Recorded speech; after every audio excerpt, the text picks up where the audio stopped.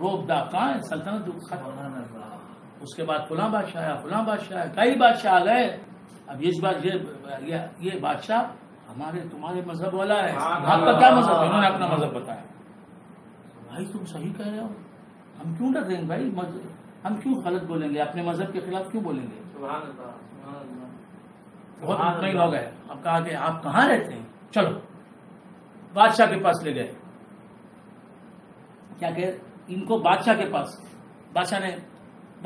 لے گئے کہ یہ ایسا ایسا قصہ ہے، دیکھو ہمارا مذہب صحیح ہے. بادشاہ خوش ہو گیا، اسے گلے سے لگا لیا. کہا گھبرانے کی ضرورت نہیں، آپ خود اللہ کا ایک بہت بڑا معجزہ بن کے قدرت کا نمونہ بن جائے. کہا کہ ہمارے فلاں لوگ ہیں. تو بادشاہ خود آیا اپنے آوان سلطنت کو لے کے، نعرہ تکبیر لگاتے ہوئے، خوشی کے نغمے بلند کر کے آیا. آ کے بادشاہ نے ان سب سے ملاقات کی. سب بیٹھے ہوئے تھے. بادشاہ سمجھ گیا کہ واقعی یہ جو کہہ رہے صحیح ہے. ان کے لہجے الگ ہیں اور انہوں نے کچھ تحریریں دکھائی ان کے پاس جو تھی وہ سب دقیانوس کے زمانے کی، اور بھی سکے دکھائے وہ سب دقیانوس سے سمجھ گیا بادشاہ. تو آخر میں بادشاہ نے وہ جہاں تھے وہاں مسجد بنا دی. معلوم یہ ہوا اہل اللہ جہاں رہتے ہیں، جہاں اہل اللہ کی خبریں ہوتی ہیں وہاں مسجد بنانا یہ قدیم سے چلا. تو یہ اللہ بادشاہ نے کہا فقالوا ابنوا علیہم بنیانا، یہ بنا دو، ایک عمارت بنا دو. ربهم عالم بہم، ان کا رب ان کو زیادہ جانتا ہے. قال الذين غلبوا على امرهم لنتخذن عليهم مسجدا، جو ان کے جو حکیم تھے اس وقت کے، انہوں نے کیا کیا؟ ان لوگوں نے ان پر ایک مسجد تعمیر کر دی. سبحان اللہ. بات سمجھ میں؟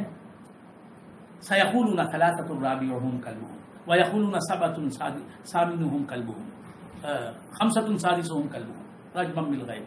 اللہ فرماتا ہے کہ یہ کہیں گے کہ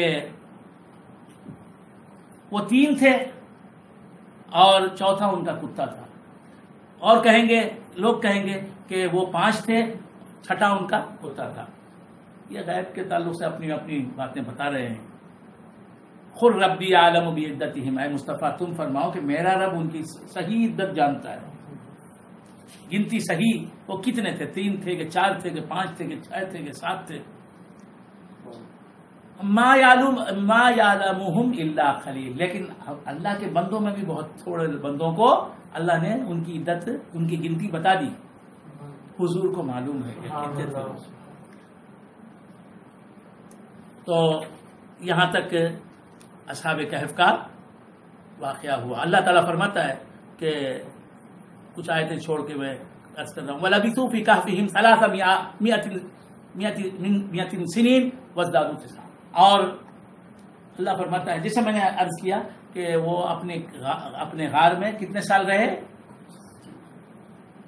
300 سال رہے. 300 سنین وازدادوا تسعا، وہ 300 سال رہے اور 300 سال سے زیادہ 9 سال بھی رہے. یعنی وہ 309 سال تھے ہجری اعتبار سے. کہاں تھے؟ غار میں تھے. پھر اس کے بعد بیدار ہوئے. پھر یہ سب واقعہ ہوا. بادشاہ گیا، وہ سب ہوا، وہ قائد کیا. اس کے بعد پھر اللہ نے ان پر نیند طاری کر دی. اب بھی وہ اپنے غار میں آرام فرما رہے ہیں. قیامت سے قریب وہ نکلیں گے اور ان پر بھی موت طاری ہونا ضروری ہے. تو ان کا کتا جو ہے، ان کا کتا، یہ 2 منٹ اگر آپ اجازت دیتے ہیں، 2 منٹ اگر آپ بیٹری ہو گئی، اب نہیں بول سکتے، بالکل نہیں بول سکتے. 2 منٹ بول سکتے. تو ان کا کتا، اس کا نام ہے خطمیر. جب کتے آپ پر حملہ کرنے آئے، 25-30 کتے آ جائیں، حملہ کرنے آئے، بھونکنے لگیں، آپ کے قریب آئیں، تو اس وقت آپ کتے بھونکنے لگیں، آپ پر حملہ کرنے آئے، تو اس وقت خطمیر کا نام لے لیں. خطمیر پکارے، کتے خاموش ہو جائیں گے، آپ کا راستہ چھوڑ دیں. یہ میرا تجربہ ہے. اصحاب اللہ والوں کے، حضور کے زمانے کے اللہ والے نہیں، حضور کی امت کے اللہ والے نہیں، عیسیٰ علیہ السلام کی امت کے اللہ والے، ان کے در کا کتا، اس کے نام کی یہ تاثیر ہے کہ اس کے نام کو سن کر کتا اس کے نام کا احترام کرتا ہے، اور پھر کیا کرتا ہے؟ کتا آپ کو غضب پہنچانے کا خیال چھوڑ دیتا ہے، آپ کو تکلیف پہنچانے کا خیال چھوڑ دیتا ہے، آپ کا راستہ چھوڑ دیتا ہے. یہ ہے. اور بھی واقعہ سنا تھا لیکن وقت نہیں ہے. بڑا مزیدار واقعہ ہے اصحاب کہف کا، میں اب وقت نہیں ہے. اور پھر یہ کتا، اس کا نام ہے خطمیر. روایتوں میں آیا، تفسیروں میں آیا کہ یہ کتا، اس کتے کی یہ کتا جو ہے بلعم باعور کا واقعہ آپ نے سنا تھا، بنی اسرائیل کے ایک عابد کا واقعہ. بلعم باعور کی شکل میں انسانی پیکر میں یہ جو ہے یہ کتا خطمیر جنت میں جائے گا. بلعم باعور جو تھا اس کی صورت میں آدمی کے لباس میں آدمی بن کر یہ کہاں جائے گا؟ جنت میں جائے گا. اور بلعم باعور اصحاب کہف کے کتے کی شکل میں اس کی صورت میں دوزخ میں جائے گا. بس سمجھ میں. تو یہ واقعہ ہے اللہ والوں کے در پر پڑا رہنے والا کتا، اس کا ذکر قرآن میں ہے. اگر آپ بھی صحیح معنوں میں غوث اعظم کے کتے بن جائیں گے، خواجہ اجمیری کے در کے سگ بن جائیں گے، تو ہمارا ذکر بھی تاریخی حیثیت اختیار کر لے گا. زمانہ ہمارا ذکر کرتا رہے گا، قیامت تک ہمارے ذکر سے جو ہے دنیا کے در و دیوار گونجتے رہیں گے. بات سمجھ آ رہی؟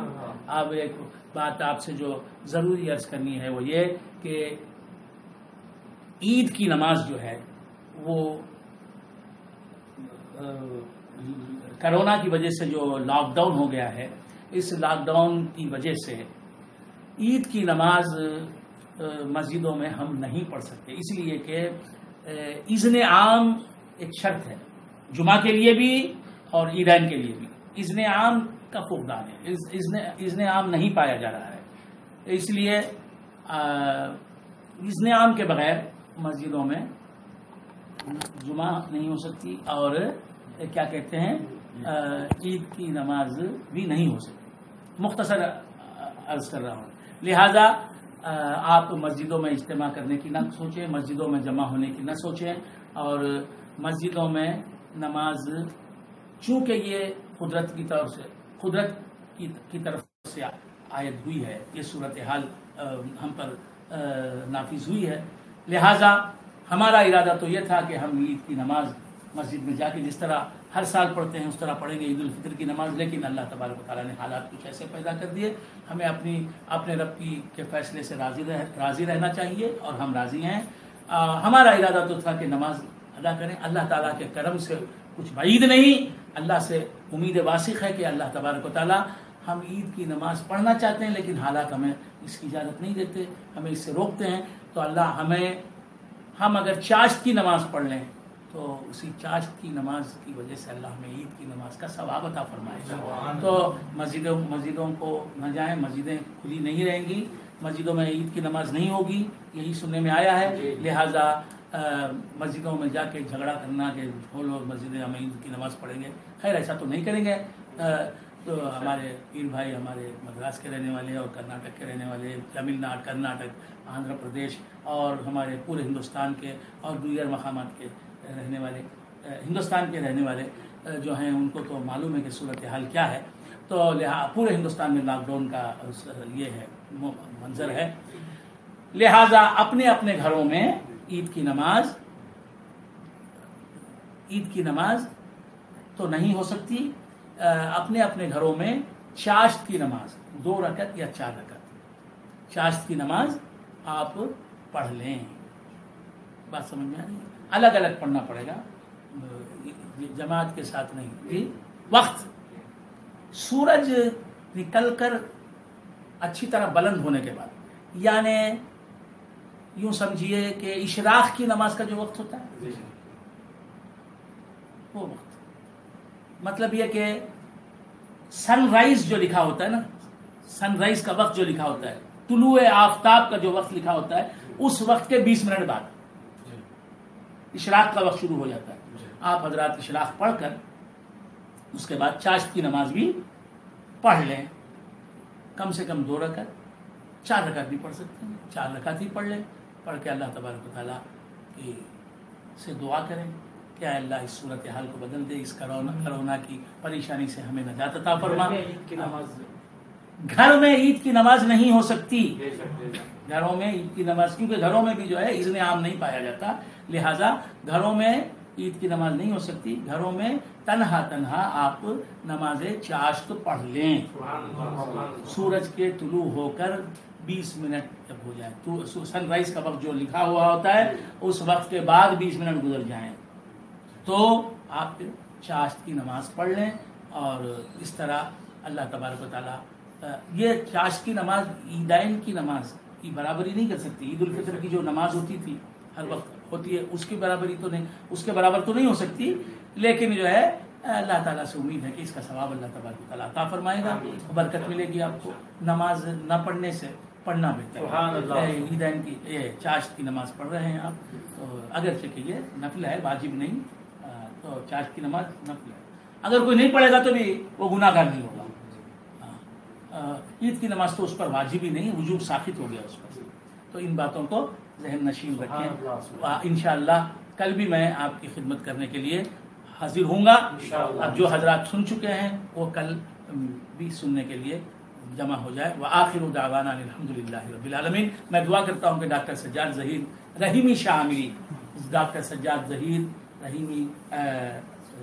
سجاد ظہیر احمد رحیمی شاہ عامری بنگلوری، اللہ تبارک و تعالیٰ شفائے کلی عطا فرمائے، ہم سب کی ہر بیماری کو دور فرمائے. جناب سید عظمت اللہ شاہ صاحب میسور کے خلیفہ تھے، میسور کا حلقہ چلا رہے تھے، جن کا حال میں انتقال ہوا، جو پینیا کے رہنے والے تھے، بنگلور میں پینیا کے رہنے والے تھے. اللہ تبارک و تعالیٰ انہیں شفائے کلی عطا فرمائے. رضا محمد ہمارے بہت قریبی دوست تھے، پیر بھائی تھے. اے اللہ ان کی مغفرت فرما اور ان کے بچوں کو، ان کی اہلیہ کو مولا تبارک و تعالیٰ دین و دنیا میں کامیاب کرے. مولا کے والد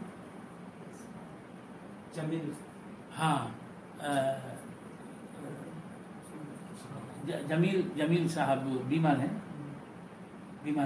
اے اللہ جمیل احمد صاحب کو شفائے کلی عطا فرما، ان کی دراز فرما.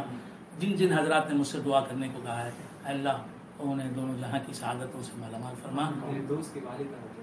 ہمارے میرے دوسرے بیٹے خزیمہ، سید محمد محی الدین خزیمہ عامری کے دوست کی والدہ جو بیمار ہیں، جو انتقال پا چکی ہیں، اے اللہ انہیں ان کی قبر کو جنت کے باغوں میں کا ایک باغ بنا، ان کی مغفرت فرما. سبحان ربک رب العزت عما یصفون وسلام علی المرسلین.